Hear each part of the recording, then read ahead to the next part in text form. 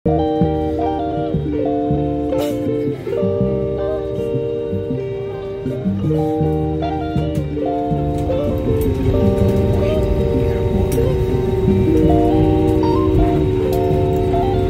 for the door to be open, please check your surroundings, including your seat pockets, overhead bins, to ensure that you do not leave any of your personal belongings behind. Please double check if you have your passports with you.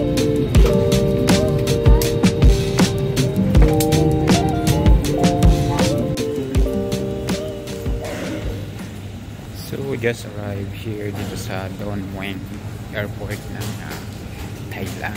So first time ko dito sa Don Mueang.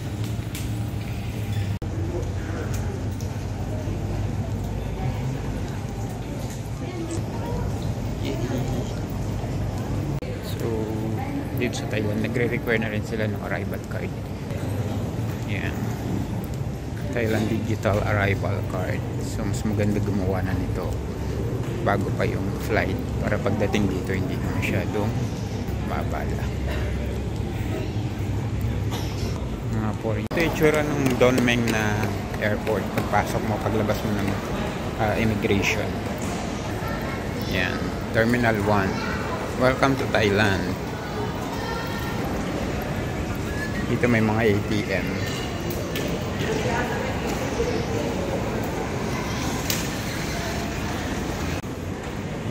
So paglabas ng custom, yun ang mga bilihan ng SIM card.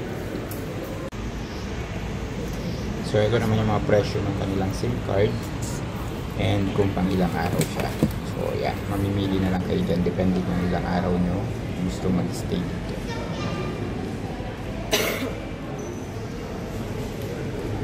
Exchange. Yan.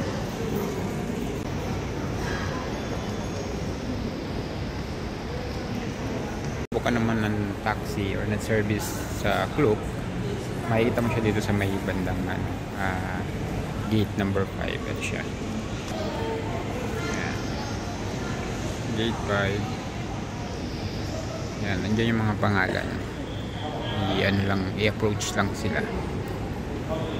Paglabas mo ng airport, para ka lang talagang nasa Manila. Yan pati yung itsura mo nila. Exit ng airport nila niya.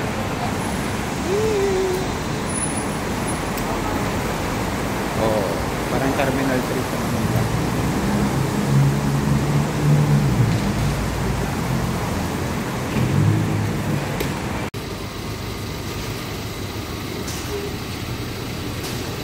Dito nakapag-book sa may Marwen Space. So, check natin yung room later. Pakita ko mamaya. Tsaka yung rate nito. Kung magkano yung nakuha. Yan, Marwen Space. Yan, so malapit lang siya dito sa may pinaka-highway and doon sa Platinum na mall. Konting lakad lang, paglabas mo, ayun na, halos ayun na. So ito yung ano niya, exit niya. Yan, paglabas mo dito, kasi gabi na eh, alas ano na eh, oras na ba?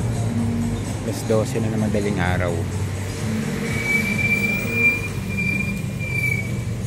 Yan, pero may mga bukas pa rin. Yan, yung price niya, yan, 75, 89. Sa street lang siya.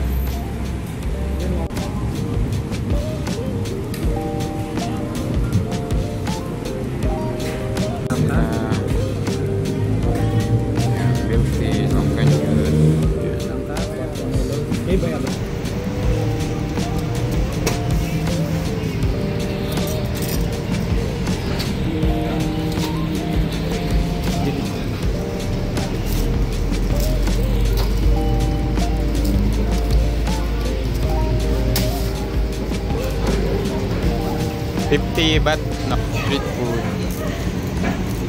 Spring roll.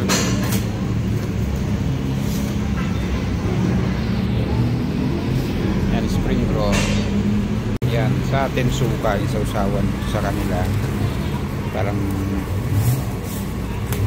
chili sauce.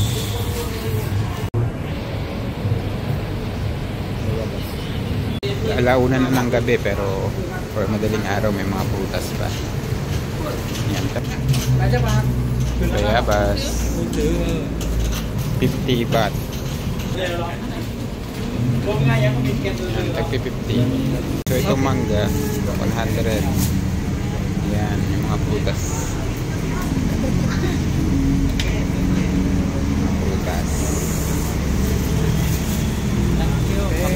Thank you.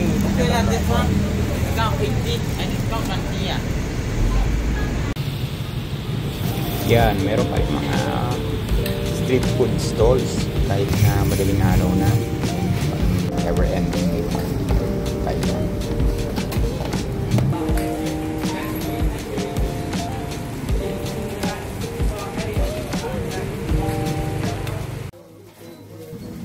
So ito naman yung room rates nila. Yan. So depende sa season at kung may promo. Yan. So for me super worth it na dahil malapit nga siya sa sa shopping areas at saka sa mga food spots. Yun yung maganda doon. Ito naman yung sa CR, malinis, may hot and cold shower at may free toiletries din naman. So not bad. Okay na okay siya. So, ito naman yung room. Yan, malinis, tsaka modern yung itsura ng room. Yan, meron siyang triple beds na single beds. Yan, may aircon, may flat screen TV. At syempre, may working table din. So, sakto yan doon sa mga travelers na on the go. And, komportable naman siya. So, ayun guys. That's our quick arrival plus midnight plus food hunt room tour dito sa Bangkok.